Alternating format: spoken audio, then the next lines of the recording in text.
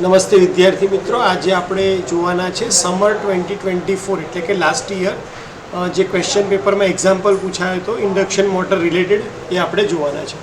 જ્યારે પણ તમે રેગ્યુલર પેપર્સ જોયા હોય તો તમને ખ્યાલ હશે કે એક્ઝામ્પલ આપણે ઇગ્નોર કરી શકવાના નથી.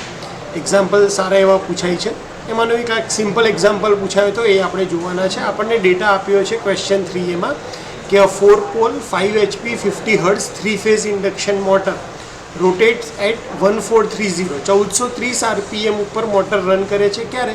જ્યારે ફૂલ લોડ એની સાથે કનેક્ટેડ હોય ત્યારે, અને એ 440 વોલ્ટ સાથે 440 વોલ્ટ એને સપ્લાય આપ્યો હોય ત્યારે.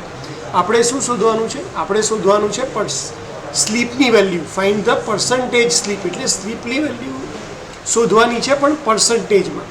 તો જ્યારે પણ તમને ખાલી સ્લીપ પૂછાય પર્સન્ટેજ વગર, તો એની ફોર્મ્યુલા શું હોય છે? NS minus NR upon NS. NR ત્યાં એની એકચ્યુઅલ સ્પીડ છે, જ્યારે NS સિંક્રોનસ સ્પીડ છે.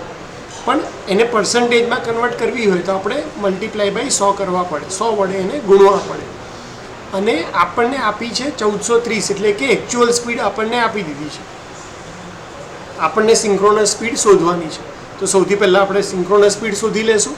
સિંક્રોનસ સ્પીડની ફોર્મ્યુલા હોય છે NS ઇક્વલ ટુ 120 F/P, જ્યાં F એ ફ્રીક્વન્સી હોય અને P પોલની સંખ્યા.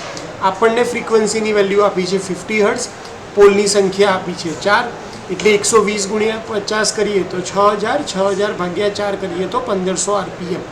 તો અહીંયા આપણને સિંક્રોનસ સ્પીડ મળી ગઈ. હવે આ સિંક્રોનસ સ્પીડ અને એકચ્યુઅલ સ્પીડની વેલ્યુ આપણે આ સ્લીપની ફોર્મ્યુલામાં મૂકીશું અને એને 100 વડે મલ્ટીપ્લાય કરશું તો આપણને સ્લીપની વેલ્યુ મળી જશે. તો આપણે પર્સન્ટેજ સ્લીપ ઇક્વલ ટુ લખશું અહીંયા NSની જગ્યાએ 1500, NRની જગ્યાએ 1430 ભાગ્યા 1500 ગુણ્યા 100, અને તમે કેલ્ક્યુલેશન કરશો એટલે આ તમારો આન્સર આવશે 4.67%. જો તમે 100 વડે ગુણશો નહીં તો એનો આન્સર આવશે 0.467.